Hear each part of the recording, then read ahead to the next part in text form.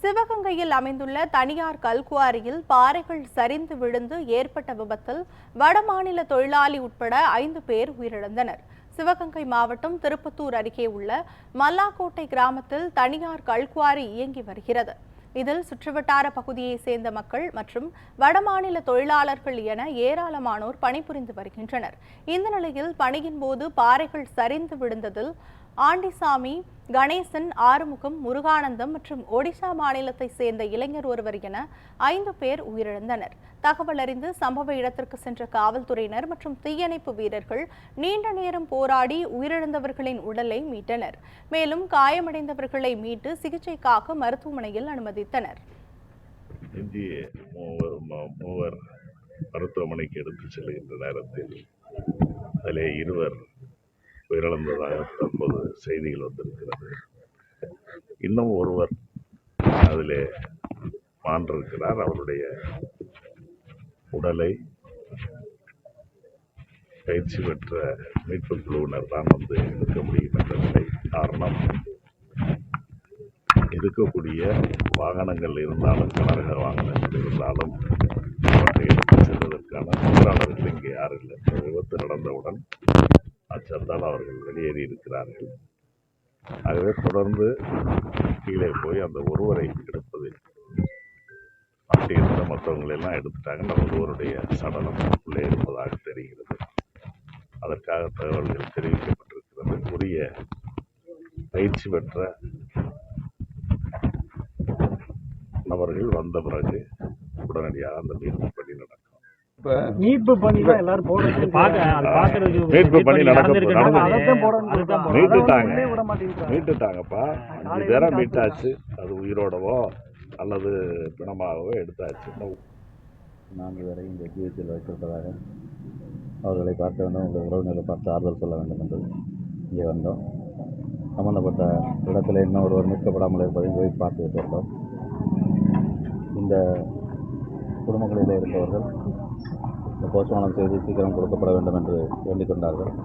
அதற்கான நடவடிக்கைகள் நடந்துவிட்டு இருப்பதற்கு துரிதப்படுத்திவிட்டு முதலமைச்சருடைய நிவாரண நிதியில் இந்த குடும்பங்களுக்கு ஒரு 10 லட்சம் ரூபாய் கொடுக்க வேண்டும் என்ற கோரிக்கையை சட்டமன்ற உறுப்பினர் என்ற முறையில், சிவகங்கை சட்டமன்ற உறுப்பினர் என்ற முறையில் முதலமைச்சர் நிவாரண நிதி 10 லட்சமாக கொடுக்கப்பட வேண்டும் என்று அந்த குடும்பத்தினர் எதிர்பார்க்கிறார்கள். அதை செய்து தர வேண்டும் என்று அரசிடம் சொல்ல வேண்டுகிறேன்.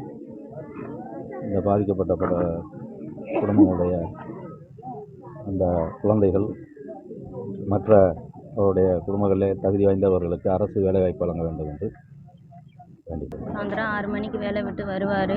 இன்னைக்கு எப்போதும் போல் காலையில் 6 மணிக்கு வேலைக்கு போனார். 9:45 எனக்கு ஃபோன் வந்துச்சு, இந்த மாதிரி மணல் சரிஞ்சிருச்சு அப்படின்னு ஃபோன் அடித்து சொன்னாங்க. அதுக்கப்புறம் மீனாட்சி மிஷன் ஹாஸ்பிட்டலுக்கு கூட்டிகிட்டு வந்திருக்கோம் அப்படின்னு சொன்னாங்க. மீனாட்சி மிஷன் ஹாஸ்பிட்டலுக்கு வந்தேன். அங்கே கேட்டப்பயே பேஷண்ட் இறந்துட்டாங்க அப்படின்னு சொல்லி சொன்னாங்க.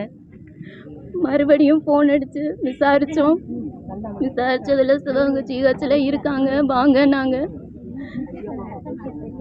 காலையிலேருந்து அந்த ஓனருக்கு கால் பண்ணுறேன், மேனேஜருக்கு ஃபோன் எடுக்கவும் இல்லை. இந்த இன்ஃபர்மேஷன் எங்களுக்கு எதுவுமே கொடுக்கவே இல்லை. அதெல்லாம் கொடுத்துருக்காங்க, ஹெல்மெட்டு எல்லாம் கொடுத்துருக்காங்க. அவங்களுக்கு யூனிஃபார்ம்லாம் தனியாக தான் கொடுத்துருக்காங்க. இன்ன வரைக்கும் ஃபோன் நாட் ரீச்சபிள் தான் வருது, ஃபோன் எடுக்கவே இல்லை. அந்த கல்குவாரி தரப்பு வந்து உங்ககிட்ட யாருமே பேசவே இல்லை. எங்க அப்பாவே போயிட்டாரு, எங்களை விட்டு. ஆனால் ஏன் நிற்கிறோம் இன்னைக்கு நாங்கள் 3 பேரும். நாங்கள் என்ன சொல்லுங்க.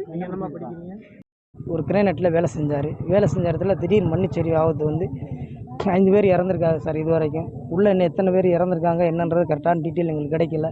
எங்களுக்கு தற்க தன்மான எங்களுக்கு உயிர் இழப்பிட்டு தொகைகள் அவருக்கு வந்து இறந்தவருடைய என்னுடைய தம்பிக்கு வந்து 2 பிள்ளைகள் இருக்குது சார்.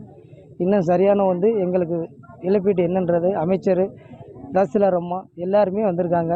அதிகாரிகள் பூரா உங்களுக்கு உள்ள இழப்பீடு எல்லா தொகைகளும் நாங்கள் கிளியர் பண்ணி தந்துடுறோம் அப்படின்ற எங்களுக்கு கோரிக்கை கொடுத்துருக்காங்க. அது சரியான நீதி கிடைக்கணும் சார், அது நிறைவேறணும்.